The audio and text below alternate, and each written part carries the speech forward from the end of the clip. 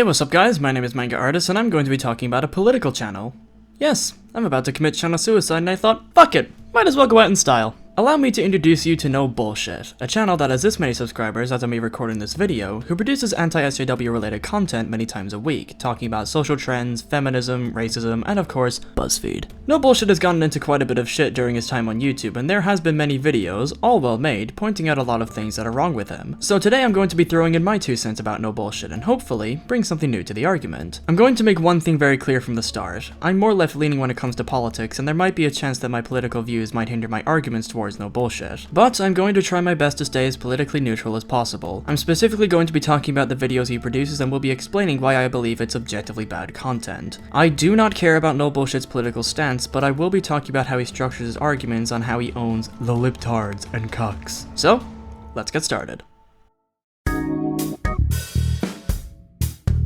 No Bullshit is the type of channel that makes content at least 3 times a week, and already we've hit a massive problem. We all know that if a channel posts multiple times a week, there is a very high chance that the quality of the content is going to drop drastically, and unfortunately, No Bullshit has this problem. Simple editing, inconsistent audio. I saw an early showing on Thursday night and I would easily rate it an 8 out of 10. Today we're revisiting the very controversial new Star Wars movie, The Last Jedi. Now this wasn't a Jeff Holiday, I'm proud I bullied Rage After Storm off the internet, which at the time had already finished shooting and was being edited. Director Ridley talking about the same topic, making the same points over and over, etc, etc. I'll elaborate more on the over and over point later. The style is in the most basic political content, where he takes a popular video, sometimes a small one to spice it up, and will go all in on them, roasting their appearance, tackling their arguments with simple counterpoints, and will call them brats, cucks, snowflakes, betas, and all around lowbrow labels that have lost all of their meaning. The worst part about No Bullshit's content is that he is painfully boring. There's nothing interesting to be had when it comes to watching this channel. It's just him constantly whining about how much he hates leftists and SJWs and how triggered they get whenever something happens. His points refuting these videos have been said by hundreds of other channels, with the only difference here being that his responses are emotionless and downright draining to watch. The main factor being his god-awful editing. Random backgrounds of rivers and parks which drift you off into a nap, this awful photoshopped avatar that doesn't move, no background music, footage of hot women doing shit that has nothing to do with the video in question, still images of the person he's talking about pulling a stupid face that stays on screen for sometimes over 15 seconds, nothing is presented in a nice or unique way, which come to think of it is quite funny considering that he calls himself a style blogger. The visuals ended up becoming so distracting I eventually just stopped watching him and started listening to him. I've tried to watch his videos without the visual medium, and I have to say,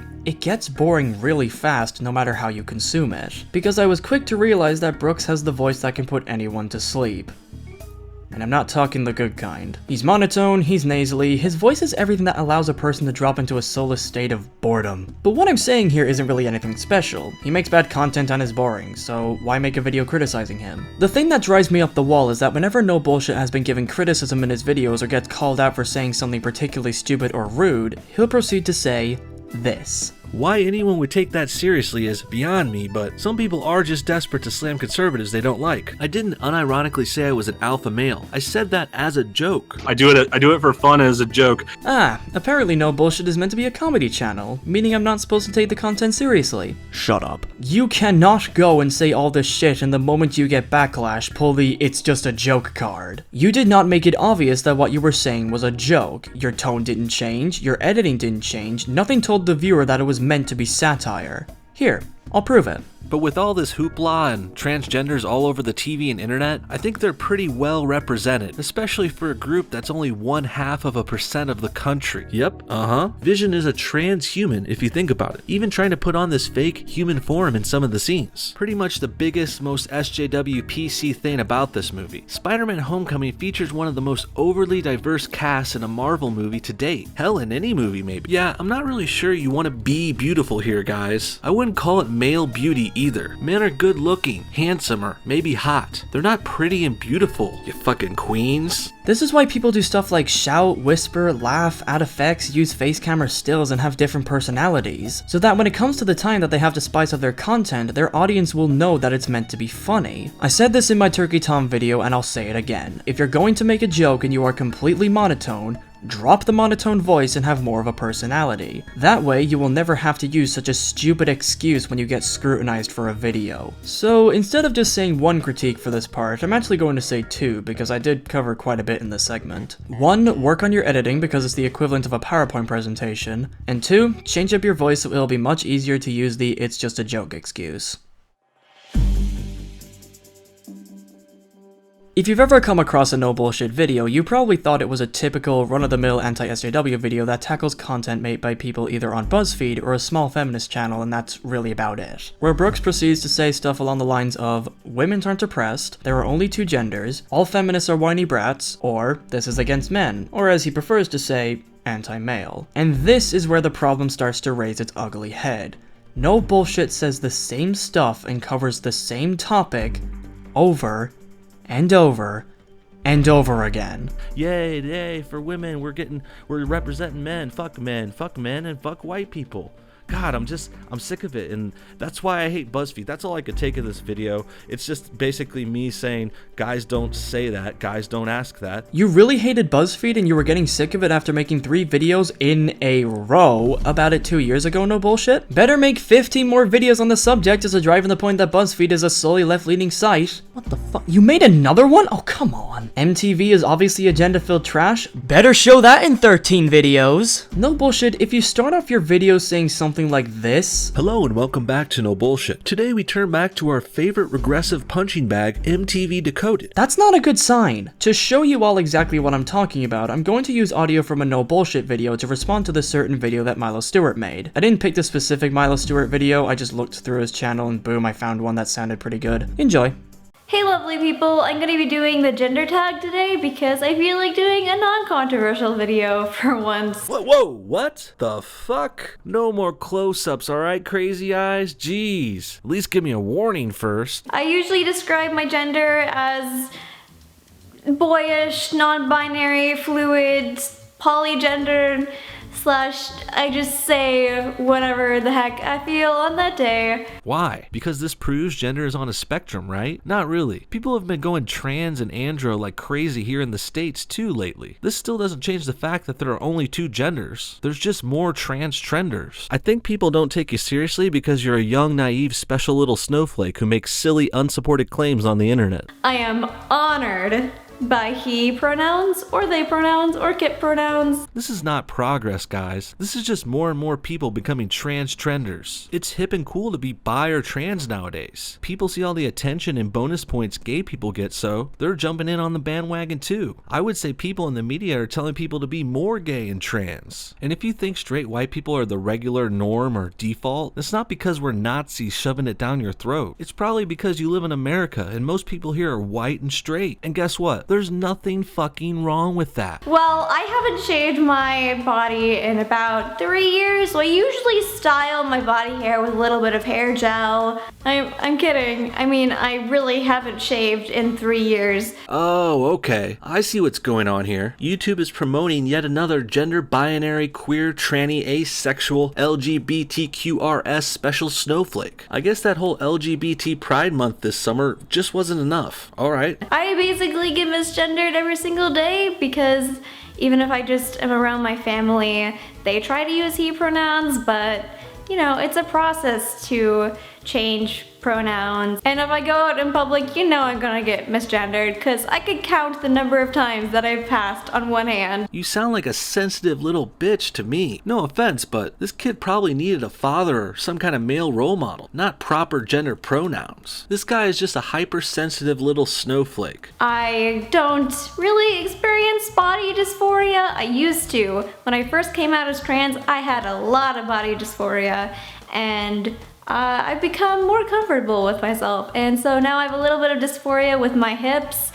but that's really it. I have a lot of social dysphoria. Hey, I'll recognize that problem. Having confusion about your gender sounds pretty terrible. I can feel for someone who has to go through that. The only thing I would say though is, the onus is on the individual here. They're the ones who need to gain the strength and courage to rise up and figure their shit out. It's not on everyone else. It's not the nurse's fault for gendering you, and it's not the world's fault for using words like he or she. If you have gender issues, that's on you, unfortunately. As harsh as it may seem, that's just the truth. truth. And let's not pretend that transgenders are the only ones that have growing pains when they're kids. Everyone goes through their own shit when they grow up, and some people have far worse problems than deciding whether or not they want to dress like a boy or girl. And on the flip side, there's plenty of trannies that grow up fine and problem-free. Let's not pretend they're all poor little helpless victims of society. I know if I was trans, I wouldn't want to be coddled like that. Okay, so I'm asexual and aromantic, so any relationship that I have is probably going to be a queer platonic relationship, which I feel is different because, I don't know, it's a queer relationship, so we don't have gender roles in relationships that are not defined by society. Eliminating gender roles isn't necessarily good or what everyone in the world wants. Some girls want to be housewives. Some guys want to be the man of the house. A lot of females choose to enter teaching and childcare jobs. And more men go into math and science fields. It's just the way the genders are. They are different and not equal. But that doesn't mean there's a problem and it's not fair. You're just whining about trivial everyday shit. I'm not really sure what the difference is between queer and gay. I tried looking into it on Google, but things just got more confusing and convoluted. I guess it doesn't really matter. What I do know is this guy is an obvious attention seeker. He loves it almost as much as he likes to think he's different and special. It's pretty pathetic. What do you guys think? Is sexuality on a spectrum? Is having more trans and androgynous people progress? Comment below, and thanks for watching No Bullshit. See y'all next time. That sounded pretty good, didn't it? Well, just to blow your mind even more, I'm going to play the same video again, but just the audio clips, and I will write down the exact video I got them from. See if you can spot something. Whoa, what the fuck? No more close-ups, alright, crazy eyes? Jeez. At least give me a warning first. Why? Because this proves gender is on a spectrum, right? Not really. People have been going trans and andro like crazy here in the States too lately. This still doesn't change the fact that there are only two genders. There's just more trans trenders. I think people don't take you seriously because you're a young, naive, special little snowflake who makes silly, unsupported claims on the internet. This is not progress, guys. This is just more and more people becoming trans trenders. It's hip and cool to be bi or trans nowadays. People see all the attention and bonus points gay people get, so they're jumping in on the bandwagon too. I would say people in the media are telling people to be more gay and trans. And if you think straight white people are the regular norm or default, it's not because we're Nazis shoving it down your throat. It's probably because you live in America and most people here are white and straight. And guess what? There's nothing fucking wrong with that. Oh, okay. I see what's going on here. YouTube is promoting yet another gender binary queer, tranny, asexual, LGBTQRS special snowflake. I guess that whole LGBT Pride Month this summer just wasn't enough. Alright, you sound like a sensitive little bitch to me. No offense, but this kid probably needed a father or some kind of male role model, not proper gender pronouns. This guy is just a hypersensitive little snowflake. Hey, I'll recognize that problem. Having confusion about your gender sounds pretty terrible. I can feel for someone who has to go through that. The only thing I would say though is the onus is on the individual here. They're the ones who need to gain the strength and courage to rise up and figure their shit out. It's not on everyone else. It's not the nurse's fault for gendering you, and it's not the world's fault for using words like he or she. If you have gender issues, that's on you, unfortunately. As harsh as it may seem, that's just the truth. And let's not pretend that transgenders are the only ones that have growing pains when they're kids. Everyone goes through their own shit when they grow up, and some people have far worse problems than deciding whether or not they want to dress like a boy or girl. And on the flip side, there's plenty of trannies that grow up fine and problem-free. Let's not pretend they're all poor little helpless victims of society. I know if I was trans, I wouldn't want to be coddled like that. Eliminating gender roles isn't necessarily good or what everyone in the world wants. Some girls want to be housewives. Some guys want to be the man of the house. A lot of females choose to enter teaching and childcare jobs. And more men go into math and science fields. It's just the way the genders are. They are different and not equal. But that doesn't mean there's a problem and it's not fair. You're just whining about trivial everyday shit. I'm not really sure what the difference is between queer and gay. I tried looking into it on Google, but things just got more confusing and convoluted. I guess it doesn't really matter. What I do know is this guy is an obvious attention seeker. He loves it almost as much as he likes to think he's different and special. It's pretty pathetic. Now, if you guys aren't just using me as background noise, you obviously noticed that I didn't take audio from just one video. I actually ended up using 5 videos. This is the point I want to drive home. If I can take multiple videos you made and use the audio from those videos to create a structured response video about a certain theme, that shows very clearly that you have to stop making the same content. And it's not like I just took words you said, took them out of context, and made you sound like this. I was able to take paragraphs paragraphs of dialogue and made it sound legitimate. God, that's pathetic. So my next critique is quite simple. Stop talking about the same stuff over and over again and tackle new topics. Once you've seen one no bullshit video, you've pretty much seen them all. A flag nobody would wave proudly. And one more thing, come up with better insults. The amount of times I've heard you say the word beta as a joke is getting way too much, and it's getting really fucking old. Drop the word. Please. This is a word you've probably all seen being thrown around, but to the one person that doesn't know what it actually means, strawmanning is where someone will intentionally find something/someone that supports their argument and will use it to act like they just destroyed the argument. For example, people will bring up individuals like Chris Chan, Sammy Classic Sonic Fan, and LS Mark to make the argument the Sonic fanbase is cancerous.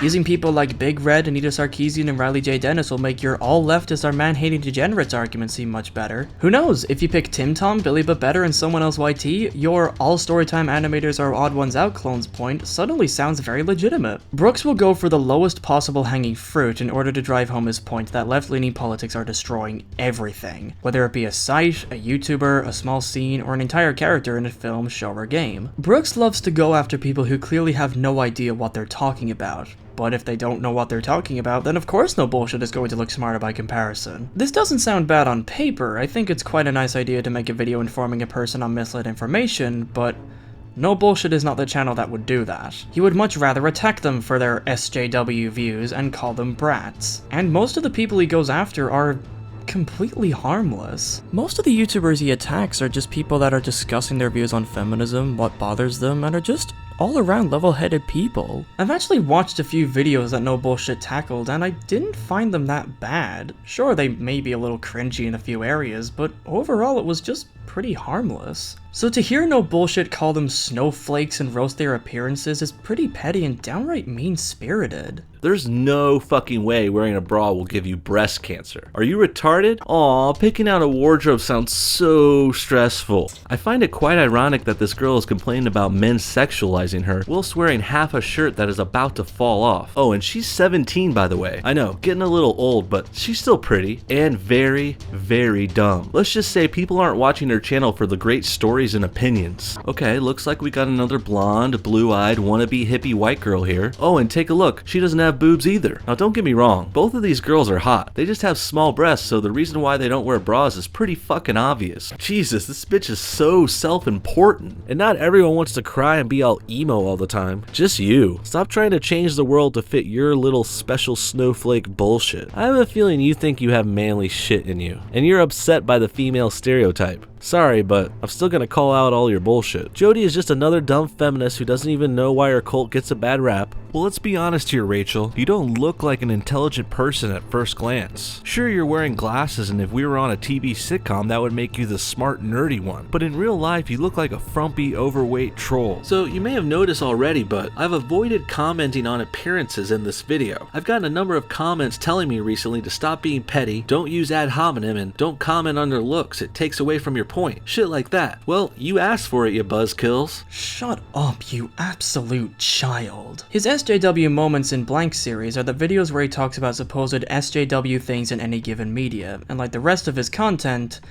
it's bad at best. His complaints on the media he talks about can mostly be summed up as, this person is black when she should be white, this movie is racist to white people, or this person is a woman and is an overpowered character. Let's take the video SJW moments in the first purge, and see what kind of stuff he talks about to fill into his SJW argument. Today we're talking about the latest Purge movie that came out last week, which is chock full of SJW messages, anti-conservative and anti-white plot points, and of course, lots of race baiting. Yes, I will agree that the Purge movies are not subtle about their obvious political agenda throughout the franchise, but considering that the Purge is a politically themed series of films, it's kind of obvious that left and right-leaning ideas will clash. And I'm sorry to say this, but left-leaning ideas sound much better on paper than right-leaning ideas. Obviously that's not the case when they're put into action, we can go to the 40s as an example, but what sounds like better politics for a movie? Liberalism, which advocates for freedom of speech, freedom of religion, freedom of the press, civil rights, and gender equality, or conservatism, which emphasizes the value of traditional institutions and practices to stick with traditions from long ago. I'm not saying that liberalism is the better option, I'm saying it sounds like the better option.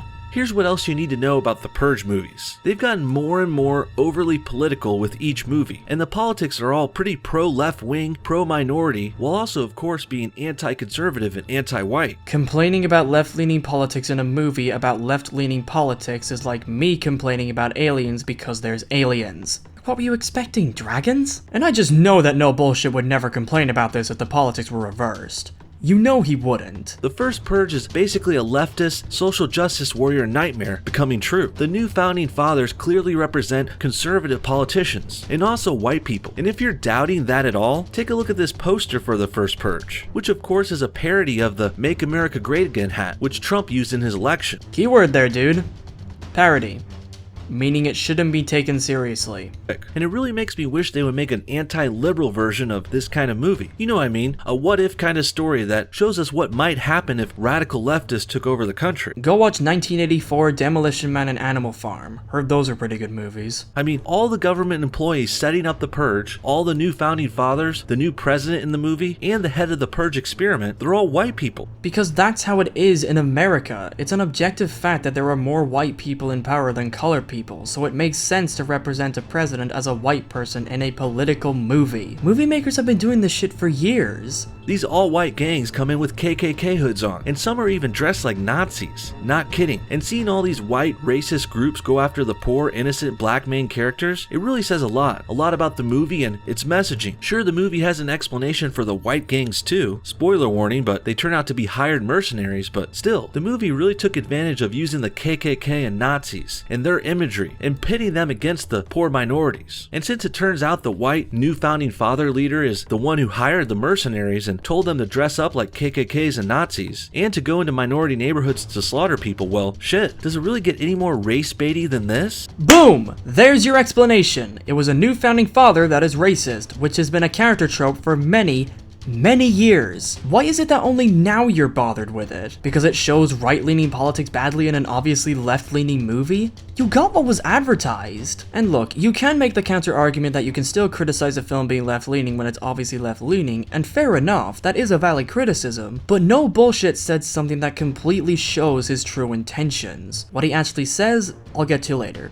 Just bear with me. But the Purge video does not even compare to his video on Infinity War, which is easily the worst video in his series, taking lines and jokes from the character Shuri completely seriously and looks way too deep into other pointless trash. But for today we're going over some of the few but noteworthy bad parts of the movie, namely the SJW moments that pull you out of the story a bit and make you go, huh? Why are they doing that? Marvel is owned by Disney after all, so much like how their left-leaning SJW ideology bled into the new Star Wars movies, so too has their bullcrap creeped into the Marvel Cinematic Universe. These political claims No Bullshit makes for Infinity War are claims that can be very easily debunked using the context of the movies and the Marvel Universe itself, and never even whisper the word politics. First character we can for sure tell has SJW influences is Shuri, the Black Panther's sister and technology expert. Shuri is a character that was born and raised in Wakanda, a place where technology is eons ahead of the rest of the world, and she's around it 24/7 while also showing a massive interest in it. So it would be quite obvious that she would be very clever when it comes to the subject. Leading the whole thing at the age of 16 can just be boiled down to bad writing. I don't see anything politically driven in that. Shuri was set up as this smart, sarcastic, know-it-all scientist in the previous Marvel movie, Black Panther, where she proceeds to mock the American spy Everett as he comes into their lab injured.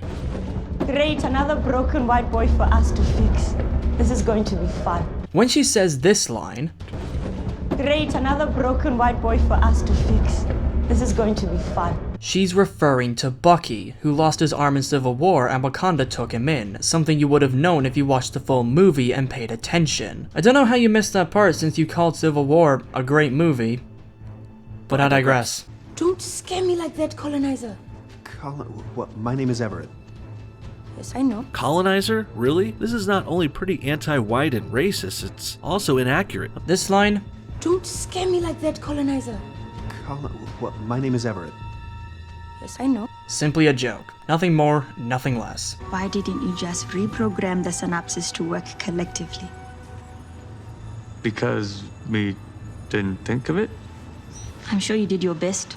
Okay, now I can see what they're going for here. Shuri is making this cute line and everyone's supposed to have a little laugh about it. Oh, that's funny, look how smart she is, but in actuality, Bruce Banner and Vision are supposed to be pretty fucking smart too. Banner is like one of the top scientists in the world, renowned for his study of gamma rays, which, of course, is what also turned him into the Hulk. And Vision, the one laying down there, he's like this futuristic half-robot, half-Asgardian super genius. And then we got this Shuri chick coming along and schooling them all and being disrespectful. I know that could make sense in the story in a way too, because Shuri is from Wakanda, which has more advanced technology, but even so, this scene still turns me off. And when it comes to the scene you were talking so much about, the simple explanation is that Bruce Banner is a character who is incredibly intelligent and is very unlikely to think about stuff in a simple way. Have you ever talked to a nerdy person? They tend to do that a lot. With your point on the snark from Shuri, sure, it's not needed, but she's a teenager who outsmarted a revolutionary scientist. I think anybody would be cocky in that moment. But no, I guess because she's a black teenager and she outsmarted a white man, she's obviously pandering to the SJWs, when you could just say that it's bad writing. The next and second worst SJW part of Infinity War has to do with Bruce Banner, aka the Hulk, who, besides a quick fight with Thanos at the beginning, well, besides that, we hardly even see the Hulk in this movie. After he loses to Thanos, the Hulk refuses to come out for Banner, who is then stuck in his human form for almost the whole movie. And at face value, that might not seem like such a bad thing. It sounds like they're trying to mix things up a bit, but when you combine this with the disrespect from Shuri, well, it's starting to seem like the Hulk is a victim of the SJW agenda here. Think about it. The Hulk is the biggest and strongest and, dare I say, most manly Avenger. Do you really think it's a coincidence that he all of a sudden can't Hulk out here too? He's basically got erectile dysfunction, or Hulk rectile dysfunction, I guess. This is what happens when someone looks at everything through a political lens. They tend to look way too deep into things and create a problem that isn't even there. Again, Hulk's reasoning for not coming out in Infinity War can be very easily explained using the context of the movies. Hulk for 3 years won fight after fight in Thor Ragnarok, and his winning streak finally ended in the most humiliating way possible. Hulk's ego was destroyed, and now that he knows he's no longer invincible, he's scared to lose again. And he's understandably very terrified of Thanos. That character arc had nothing to do with him having erectile dysfunction or any politics at all. It's a character story that is very easy to understand if you just take off the political goggles that are super glued to your face at this point. Speaking of boosting women up and making them overpowered, it looks like a new female hero is set to join the Avengers pretty soon. She's not only set up to be the first female lead in a Marvel movie, but it looks like they're making her into this rather strong and powerful superhero too. Quite possibly more powerful and stronger than all the Avengers. She is being called in to save them after this Infinity War drama after all, and this goes along with this new girl power trend in Marvel movies. I love how you are complaining about how much Marvel is pandering to women, and yet you are talking about a movie, which you even mentioned is the first Marvel movie to have a central female character, that isn't even out yet. Brooks, at least give the movie a chance before you start hitting it with labels. And you know labeling is something left-leaning people are criticized a lot for doing. Don't you think that would have stuck with you after making at least 20 videos on BuzzFeed?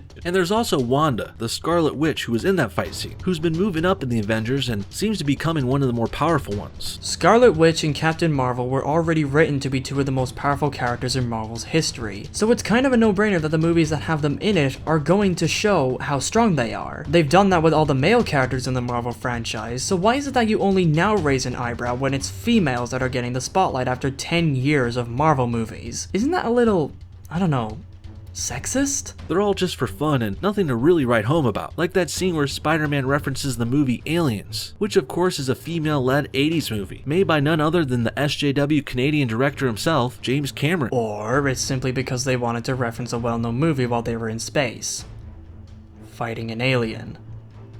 And they killed it just like how Ripley killed the Xenomorph. How is this politically driven, may I ask? Which of course is a female-led 80s movie, made by none other than the SJW Canadian director himself, James Cameron. Oh, right. Got it. That makes total sense. Totally not going to contradict that later on. Foreshadowing! There's also a giant midget in the movie. That's right. He's the guy from Game of Thrones, and he's also the one the Hulk goes to in the movie to have him make a new weapon to fight Thanos. And I think having midget, dwarf, little person representation is certainly something a radical leftist, pro-diversity, anti-ableist SJW would be all for. You cannot be serious right now. Giant midget!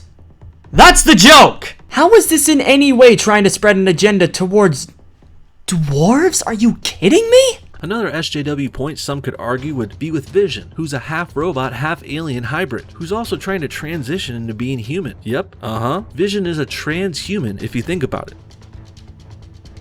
Do I even need to explain why that is the dumbest thing I've ever heard? There's also a big plot point where Shuri operates on Vision, trying to remove his Infinity Stone that's on his head. Does that sound familiar? Well, to me that sounds almost like a sex change operation, but instead of removing his cock, Vision is getting his Infinity Stone removed. Pretty degenerate, nonetheless. Because they need to get rid of the stone and destroy it before Thanos gets it. How does this have anything to do with politics and SJWs? I'm genuinely curious. In the end, I believe that a little injection of these so-called social justice elements into films can be acceptable, as long as it doesn't ruin the movie or ruin the story or the enjoyment of it. Though, and since Infinity War's main plot is based on Thanos, who is an SJW villain but everyone hates him, they're actually going in the right direction here. That is the most spiteful thing I've ever heard. It's just got a few groaner lines in there, and scenes, which I could look over in the long run. They were all some minor points, so I'm not going to be offended by something this small. Which is why you decided to make a 15-minute video on the topic and talked in a way that made you sound annoyed and in some cases, offended.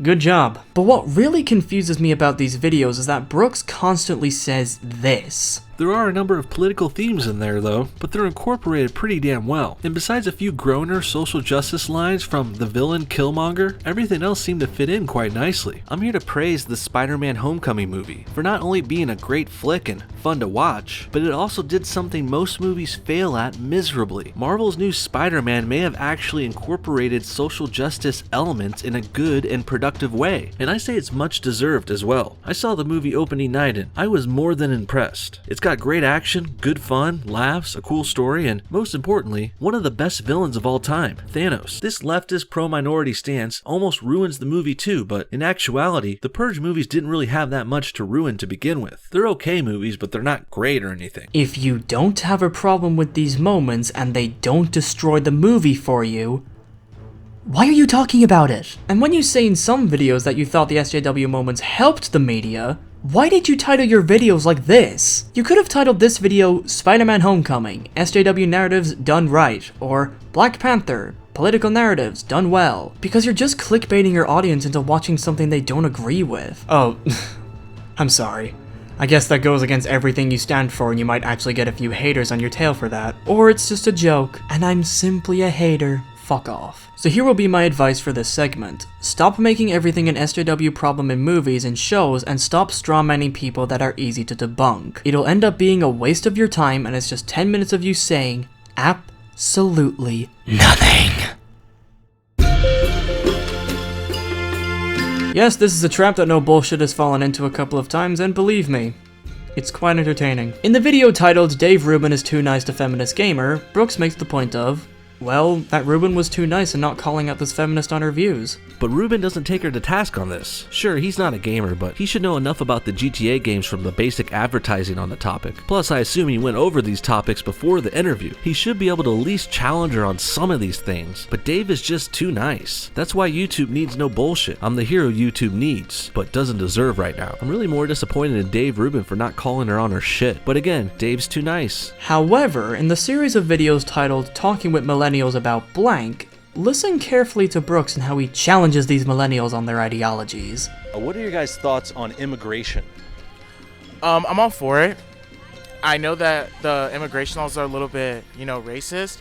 So even if it's illegal immigration, I'm totally for it. You're for illegal immigration? Yes. Okay. I don't feel like people should just be able to sneak in and out freely. I feel like there should be a system. Well, yeah, I definitely am on the more liberal side, so it's definitely disappointing to see people so adamant about dividing up a wall and just getting crazy. And I think people are seeing one side and we're not really talking and meeting in the middle. It's just versus instead of working together, I guess. So it's upsetting for sure. A lot of conflict. Yeah, definitely. And your thoughts? Yeah, I would basically say the same thing for the most part. Immigration can be used as a tool to really improve a country, and we should all hold each other's hands together and fight for what we need. Okay, nice. Brooks, I thought you were the superhero everyone needed but don't deserve. aren't you going to speak up? Why aren't you calling these guys beta male cucks? Aren't you gonna own those libtards? Come on, dude, you were way too nice. And I get it, you're just being polite and you're also letting the feminists hang themselves all the rope you're giving them. But I think it's time these millennials were interviewed with some hardball questions. You can be polite and call them on their shit too. At least, that's what you tried to do, but failed. In your video on why I really hate BuzzFeed, you make this one statement. Assume that you won't like TV or movies that star a female lead. What? No one, no, who assumes that? Who does that? I don't know.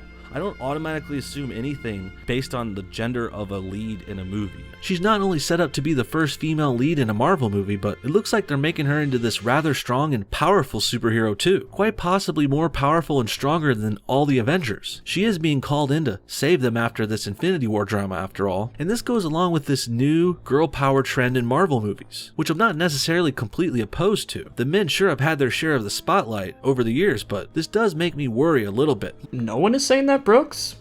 So you don't count? Doesn't call Alien a feminist movie? Actually, Aliens is not a feminist film at all. It's a sci-fi action movie that happens to star a female. Besides the strong female lead, it doesn't really have anything to do with feminism ideology. Calls it a feminist movie in another video. Which of course is a female-led 80s movie, made by none other than the SJW Canadian director himself, James Cameron. Got it. He goes and says this in response to no fuckers. Sure, I make some jokes and say some dumb shit for fun sometimes, but I also make actual points and explain them thoroughly. Really?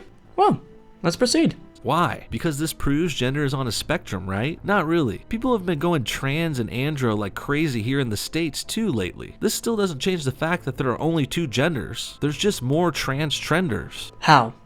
Go on. How are there only two genders? This still doesn't change the fact that there are only two genders. There's just more trans trenders. But yeah, you know, I talked to as many people as I could. Well, guess that didn't need explaining. The liberal overlords out there want a civil war in our country. As we've seen time and time again, leftists want the normal people to fight each other. Where's your proof of that? You can't say something that's so out of this world without backing that up with evidence. Was it BuzzFeed or MTV Decoded? Because those guys are certainly very threatening. Donald Trump won the Electoral College, get over it, you say this. By the way, are you aware that you sound like a douchey know-it-all in all of your videos? You're like a high school science teacher who thinks they're better than everyone because they read a book about dinosaurs or helium or some other bullshit. Don't get me wrong, dude. I know you're super smart. You let everyone know about it every day. You're just not as smart as you think you are. But then in debates, you say, no, dude, I went to college. This is what you would have learned in college if you went. You're a dumbass who didn't even go to college, bro. You can't even graduate from college. You don't know shit about debate. You don't know what you sound like. You sound like a fucking idiot. But wait.